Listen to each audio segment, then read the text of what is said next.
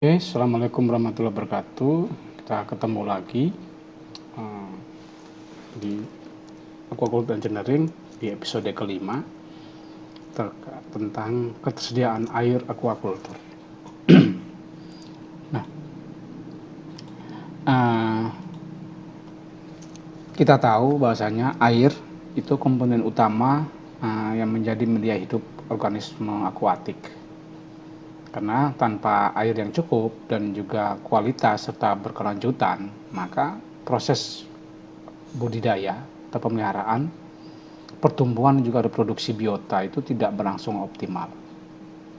Sehingga ketersediaan air menjadi faktor penentu keberhasilan dalam setiap sistem budidaya perairan.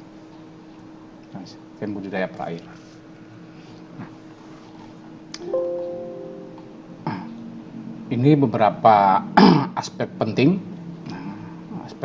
dari tadi yang kita jelaskan, bahwasanya secara kuantitas atau secara jumlah,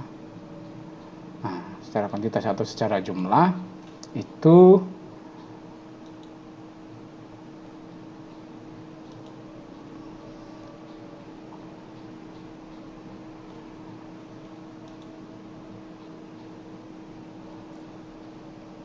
dia dampaknya terkait dengan kelangsungan hidup, pencemaran limbah dan juga kontrol suhu.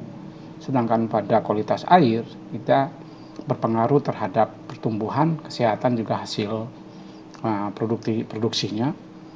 Sedangkan keberlanjutan, kontinuitas pasokan air itu menjamin keberlangsungan produksi dan mencegah kegagalan panen. Jadi secara keseluruhan ketiga unsur ini harus terpenuhi secara bersamaan. Jadi air yang banyak tapi tercemar, atau air yang bersih tetapi tidak kontinu, tetap tidak layak untuk kegiatan aquaculture. Jadi air itu harus dalam jumlah itu harus tersedia sepanjang tahun, kualitas airnya bagus, dan juga kontinuitas pasokan airnya juga harus sepanjang tahun juga, agar supaya keberhasilan industri aquaculture ini dapat terjamin. Nah, peran dan fungsinya ini dia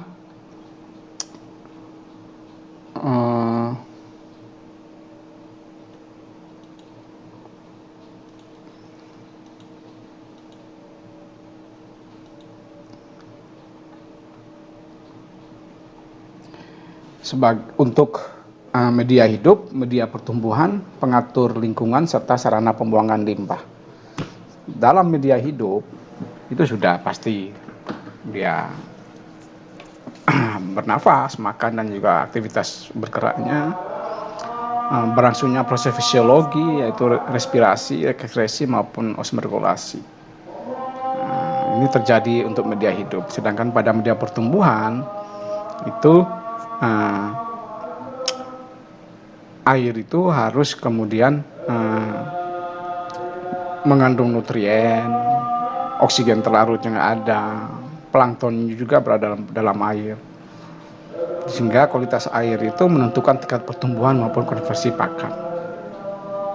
Di sana juga dia mengatur suhu, pH, salinitas, serta oksigen terlarut. Bisa diatur melalui pengelolaan daripada air. Limbah metabolik, dalam hal ini sisa pakan dan juga feses, kotoran, itu dilarutkan dan juga dialirkan keluar lewat saluran pembuangan. Itu yang peran dan fungsi yang untuk di sana. Dari aspek kuantitas, ini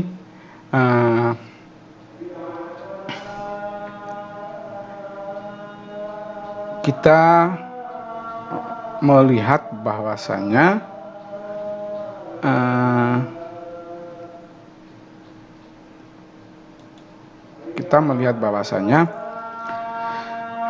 ukuran jumlah air yang tersedia itu dapat dimanfaatkan dalam aktivitas budidaya. Ini menjadi sebuah keharusan, menjadi sebuah keharusan. Selain itu juga, maka cakupan daripada kuantitas ini dalam hal ini volume, ya, dalam hal ini adalah volume maupun debit air dan juga kapasitas penyimpanan air, itu sangat dibutuhkan. Dibutuhkan untuk apa? Untuk kemudian pengisian kolam di saat awal, kemudian proses pergantian air rutin yang saya singgung sebelumnya, seminggu 10% harus terjadi pergantian air, atau 2 minggu 20%. Kompensasi kalau ada rembesan atau penguapan harus ditambah airnya, serta kebutuhan tambahan pada saat panen maupun perawatan. Nah, sehingga dari ini maka kuantitas air itu dia sangat menentukan seberapa banyak air yang bisa diperoleh dan juga bisa digunakan secara berkelanjutan untuk menjamin kelangsungan hidup organisme yang dibudidayakan. Itu daripada aspek kuantitas. Nah, ini teman-teman kemudian bisa melihat, ya, untuk volume air itu jumlah total air yang kemudian dibutuhkan, itu meter kubik, debit air itu meter kubik per detik atau liter per detik, kapasitasnya juga itu adalah meter kubik. Nah, ketiga komponen itu, baik dari volume, debit air maupun kapasitas penampungan, ini harus selaras, dalam artian volume air itu menentukan kebutuhan air butuhnya berapa.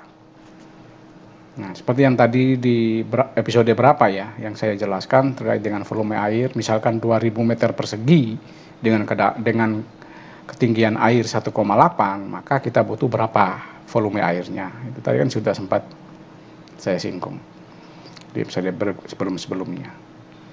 Nah, untuk debit itu menentukan kemampuan pasokan, seberapa cepat pasokan itu dapat diperoleh, dan kapasitas penampungan menentukan ketahanan sistem terhadap fluktuasi. Ketika air itu susah, maka kapasitas penampungan atau tandon yang kita punya itu bisa memenuhi semua kolam yang kita punya, mampu mengairi. Itu catatannya.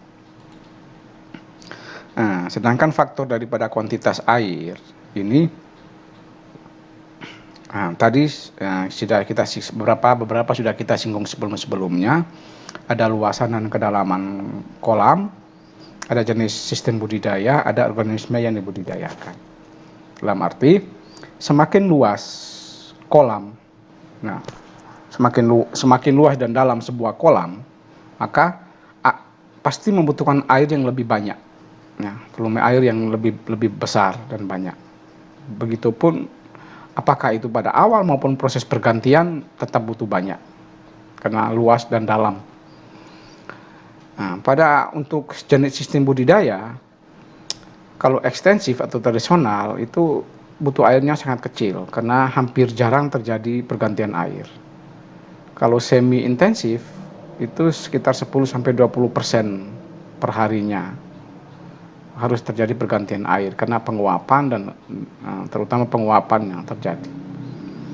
Sedangkan budidaya sistem intensif ataupun super intensif itu dia butuh pergantian airnya itu 30-50% per hari untuk menjaga agar supaya kualitas, karena intensif atau super intensif kan pada tebarnya sangat tinggi, penggunaan pakan tinggi, banyak pakan yang kemudian bisa jadi banyak pakan yang kemudian tidak termakan, jatuh di perairan, sehingga proses pergantian air itu menjadi sebuah keharusan. Dan yang terakhir adalah jenis organisme yang dibudidayakan. Nila maupun lele itu dia lebih toleran terhadap kualitas kekeruhan air dan juga perubahan yang terjadi. udang faname itu sangat sensitif terhadap kualitas air, sehingga butuh pergantian air yang lebih besar dibandingkan dengan nila ataupun lele. Faktor yang lain juga dalam kuantitas air adalah kondisi iklim dan musim, topografi dan kemiringan, serta sumber air. Dalam hal ini adalah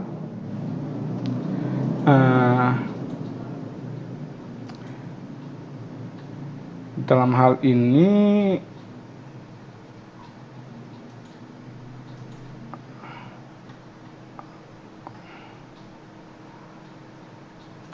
ini adalah bagaimana kemudian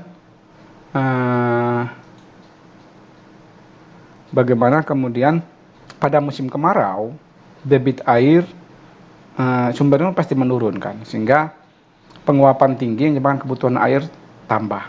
Jadi kita harus memastikan ketersediaan air itu selalu ada untuk mencegah ini, sehingga penampungan ataupun tandon itu menjadi sebuah keharusan. Untuk itu. Topografi dan juga kemiringan lahan. Nah, lahan yang miring itu dia butuh volume air yang lebih besar untuk proses perataan. Nah, dia harus rata. Nah, penggunaan sistem irigasi yang dalam irigasi gravitasi itu dia lebih menghemat air dibandingkan dengan menggunakan sistem pompa. Sedangkan pada sumber air, sumur bor ataupun sungai yang besar itu lebih stabil karena dia suplai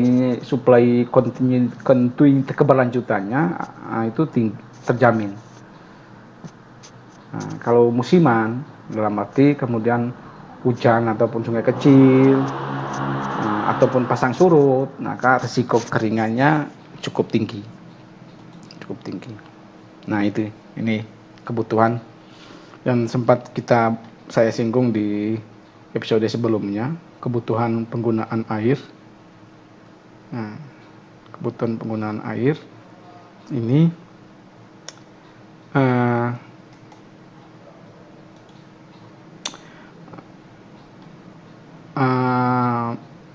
bahwasanya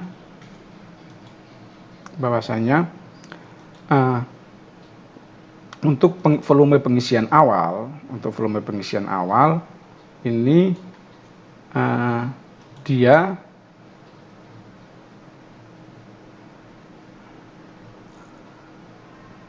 dapat kita hitung. Nah, kemarin sudah kita mencoba menghitung diantaranya itu bahwa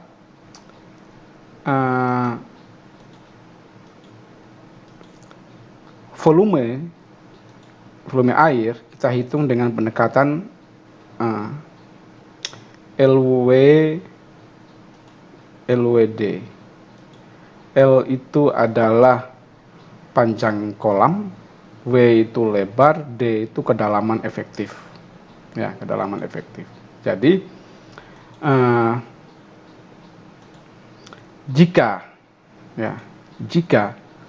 kita punya kolam ukuran 100 kali 40 kedalaman 1 meter, maka dapat kita hitung volume sama dengan 100 dikalikan 40 dikalikan 1, maka 4000 meter kubik. Nah, artinya untuk mengisi kolam awal kita membutuhkan 4000 meter kubik air. Nah, 4000 meter kubik air.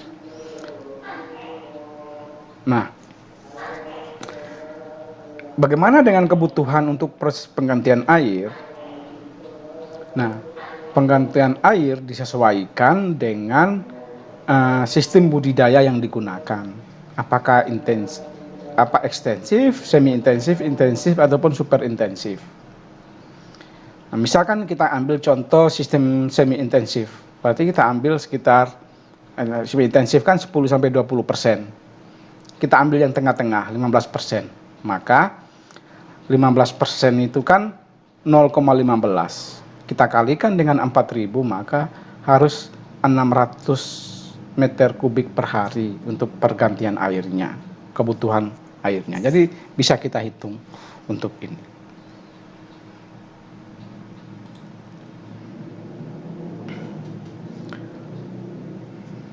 Nah, kebutuhan kuantitas air, debit air yang dibutuhkan untuk proses pergantian. Kuantitas volume pergantian air dibagi dengan waktu. Ya, dibagikan waktu.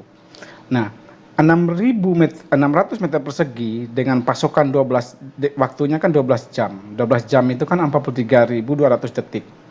Maka kita akan mendapatkan 13,9 liter per detik, atau kita bulatkan menjadi 14 liter per detik, sehingga harus mencari pompa dengan kapasitas seperti itu. Jadi pompa itu kan macam-macam kekuatannya, debit air yang bisa digunakan kan macam-macam, disesuaikan dengan dengan harga.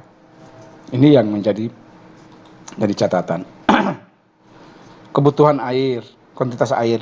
Ada juga aspek kehilangan air. Kehilangan air itu karena ada evaporasi, penguapan, ada perembesan, dan juga ada kebocoran. Penguapan itu 5-10% mm per hari, atau maksimal 1 cm per hari. Perembesan itu 1-3 mm per hari, tergantung jenis tanah. Kalau kolamnya kolam tanah ya. Sedangkan kebocoran ataupun drainase tergantung pada kondisi konstruksi dari kolam yang kita gunakan. Ini kriteria konstruksi kolam ya, mulai dari ketersediaan awal air, debit pasokan, kontinuitas, kapasitas cadangan maupun kehilangan air. Ini bisa dibaca sama teman-teman secara umum. Intinya seperti yang tadi saya jelaskan. Nah, yang ini terkait dengan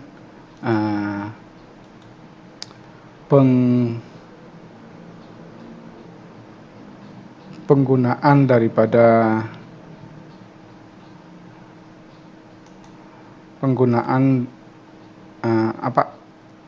aspek penggunaan lagi, aspek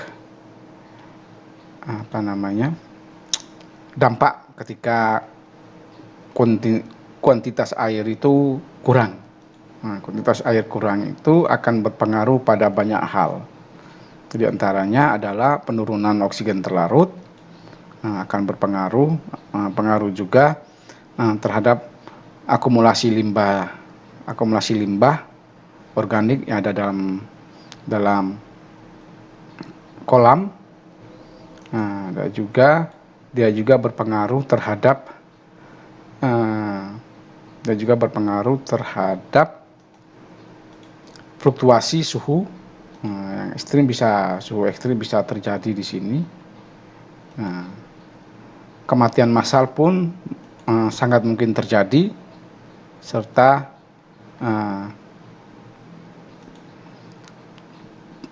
kalau kematian terjadi maka produktivitas akan menjadi turun. Itu hal-hal yang kemudian yang muncul ketika kuantitas air itu kemudian tidak terpenuhi.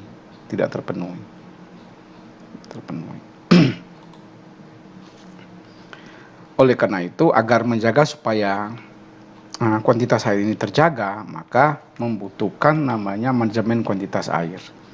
Manajemen kuantitas air ini diantaranya adalah pentingnya tandon untuk cadangan air.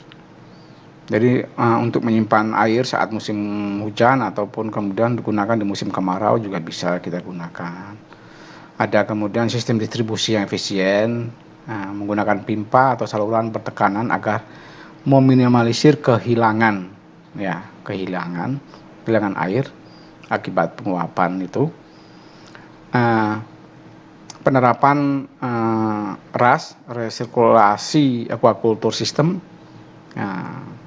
Air itu disaring, kemudian diolah, dipakai ulang untuk mengurangi kebutuhan total. Peningkatan efisiensi penggunaan air dengan menggantian air bertahap dan terjadwal. Ya, jadi bertahap dan terjadwal itu penting, dan juga pemantauan debit dan kehilangan air secara rutin. Penggunaan flow meter ataupun catatan fluktuasi harian itu penting untuk pengendalian daripada kehilangan air. Jadi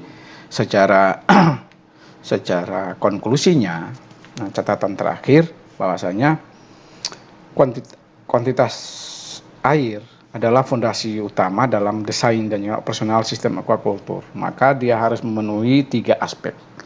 Yang pertama, kuantitas air itu harus tersedia dalam jumlah yang cukup untuk mengisi, mengganti air, dan juga kehilangan alami. Kuantitas air juga harus memiliki debit pasokan yang stabil. Debit pasokan yang stabil. Kuantitas air juga mampu dipertahankan sepanjang tahun. Dengan apa cara mempertahankannya? Dengan cara sistem cadangan ataupun manajemen yang efisien. Itu yang diperlukan dalam kuantitas air.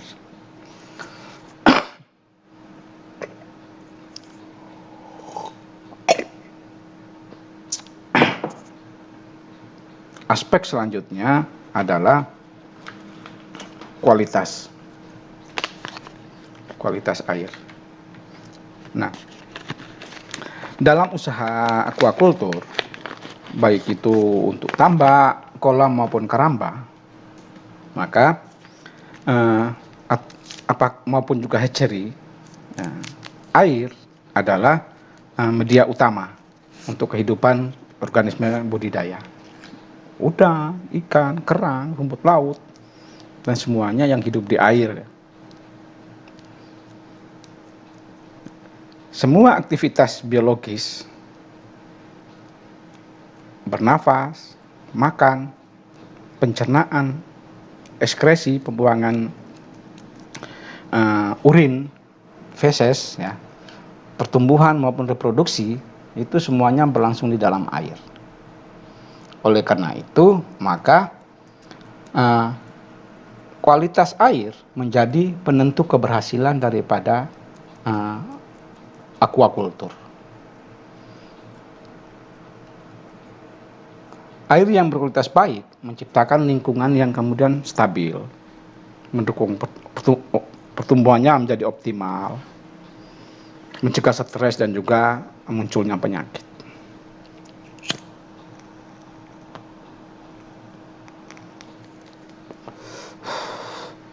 Begitupun sebaliknya. Nah, air kurang bagus itu ya pertumbuhannya terhambat, ikan stres, kematian tinggi, itu yang terjadi. Nah, ini teman-teman bisa baca secara aspek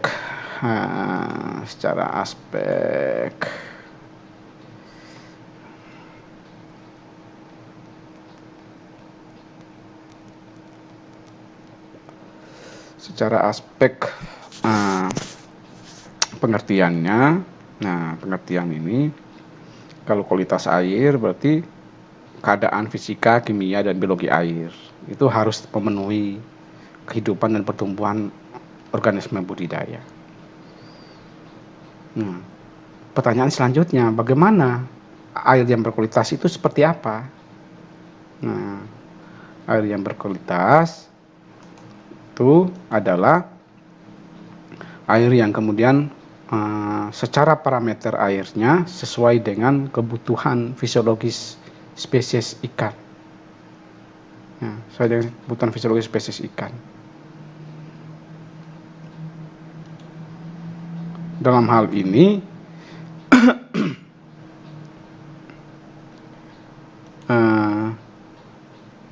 dia sesuai dengan kebutuhan, dia juga stabil untuk waktu yang lama. Jangan sampai terjadi perubahan fluktuasi di tengah-tengahnya. Itu juga akan menyebabkan terjadinya goncangan dalam ekosistem aquaculture nantinya.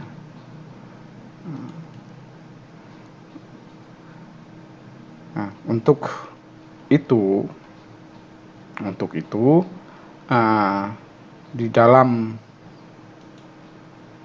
di dalam hal ini di dalam hal ini maka kita akan melihat seberapa banyak cakupan dari cakupan dari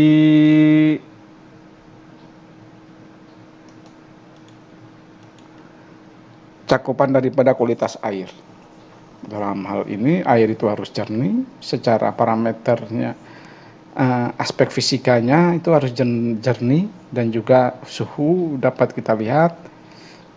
Kimianya adalah pH, salinitas, amonia, nitrit, dan karbon dioksida, serta biologi itu adanya keberadaan mikroorganisme lainnya.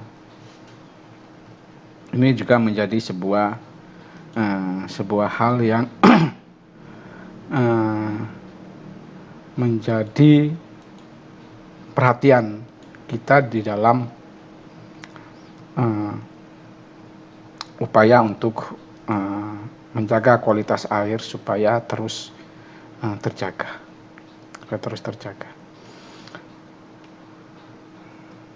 Nah, ini secara umum fungsi daripada kualitas air sebagai media hidup, dia media pertumbuhan, pengatur fisiologis, mengendali kesehatan, serta transport zat sisa metabolit. Nah, ini bisa dipahami fungsi-fungsi utama. Secara lanjutan, ini parameter kualitas air. Nah, ini dapat secara fisika, ya, baik suhu, kecerahan, kekeruhan, kecepatan arus, kedalaman. Nah, ini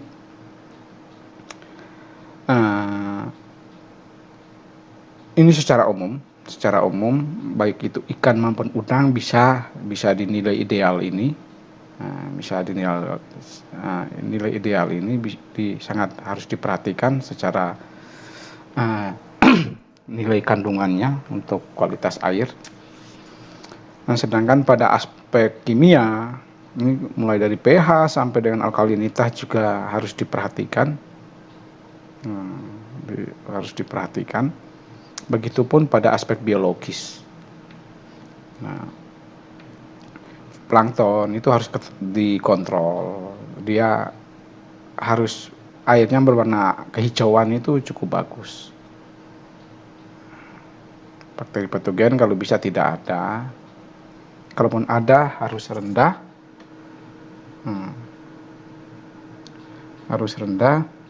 Dan juga ada keterkaitan dalam hal ini. Jika suhu naik, maka oksigen terlarut itu akan menurun, dan jika pH turun, maka amonia itu akan toksik.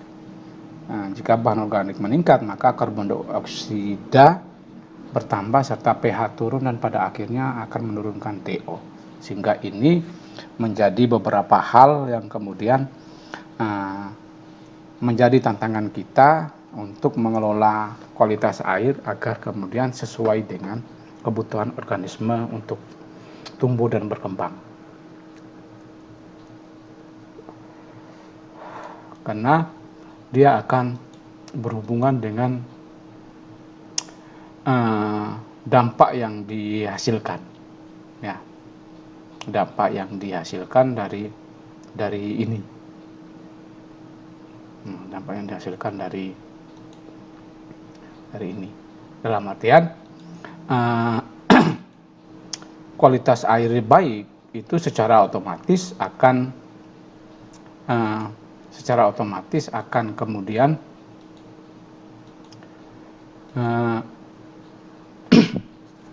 meningkatkan pertumbuhan. Nah, pertumbuhannya itu dia bisa cepat, dan juga seragam itu juga, hampir seragam secara ukuran. Pertumbuhan cepat pasti disebabkan karena nafsu makan yang tinggi. Nah, nafsu makannya tinggi, maka efisiensi pakannya akan rendah. Efisiensi pakannya akan rendah. Artinya penggunaan hampir mendekati nol ya, hampir mendekati nol. Resistensi terhadap penyakitnya itu meningkat, dalam artian imunitas tubuhnya itu kuat. Sehingga ketika imunitas tubuhnya kuat, maka kematian itu menjadi minim. Kematian jadi minim, maka produksinya akan menjadi tinggi dan juga hasil panennya juga akan baik, tinggi dan baik. Itu beberapa hal yang berhubungan dengan kualitas air yang baik. Kalau buruk sebaliknya ya, kalau buruk pasti sebaliknya. Dia stres, nafsu makan turun, tubuhnya lambat, serangan penyakit meningkat, racunnya tinggi, kematian massal. Ini yang muncul ketika dampak kualitas air ini yang muncul, sehingga kita mengupayakan agar mengelola kualitas air ini supaya terus terjaga dan terjamin. Nah, ini manajemen preventif dan juga pemantauan analisis diperlukan di sana. Untuk preventif itu mencegah, jadi kita mencegah dengan menggunakan beberapa pendekatan ini, ya, teman-teman bisa baca, dan juga pemantauan serta analisis ini diperlukan. Penggunaan teknologi pendukung juga menjadi penting, dalam arti biofilter, bak pengendapan, kemudian penggunaan probiotik untuk menekan patogen, serta sistem RAS juga penting untuk itu, dan juga penggunaan kapur untuk kemudian menstabilkan pH dan salinitas juga menjadi sebuah hal yang bisa dilakukan. Nah, ini jika kualitas air di lokasi itu tidak memenuhi baku mutu, maka usaha budidaya tidak layak secara teknis, meskipun faktor lain, lahan, akses pasar mendukung. Karena itu tadi, air adalah segalanya, dengan hal-hal yang kemudian dilakukan untuk kelayakan daripada sebuah kualitas air untuk usaha budidaya. Nah, ini sumber airnya bisa dilihat dari beberapa sumber ini, dari air sungai, saluran irigasi, ada air tanam, baik meskipun penggunaan sumber bor, air laut atau payau, air tanda hujan maupun ras. Nah, ini dengan karakteristik dan kelebihan serta kekurangan masing-masing, ini bisa dikelola. Kalau kurang, kita melakukan upaya agar mengurangi di sana. Jadi secara keseluruhan, bahwasanya kualitas air itu faktor yang vital dalam keberhasilan usaha aquaculture, sama pentingnya dengan pakan dan juga benih. Air yang kualitasnya baik mengandung pertumbuhan optimal, mendukung pendukung optimal, kesehatan ikan yang bagus, serta produktivitasnya tinggi. Sedangkan kualitas air ditentukan oleh interaksi parameter kimia, fisika dan biologi yang harus stabil sesuai dengan kebutuhan spesiesnya, serta manajemen kualitas air yang baik itu melibatkan pemantauan rutin, pergantian air, filtrasi, serta pengendalian limbah. Nah, ini menjadi catatan penting itu teman-teman sekalian. Jadi pentingnya kualitas air, ketersediaan air baik dalam aspek kuantitas, kualitas, serta kontinuitas. Nah, itu menjadi penting untuk menjamin supaya aquaculture ini dapat berjalan sebagaimana mestinya. Terima kasih. Kita ketemu lagi di episode selanjutnya. Billahi taufiq wal hidayah. Wassalamualaikum warahmatullahi wabarakatuh.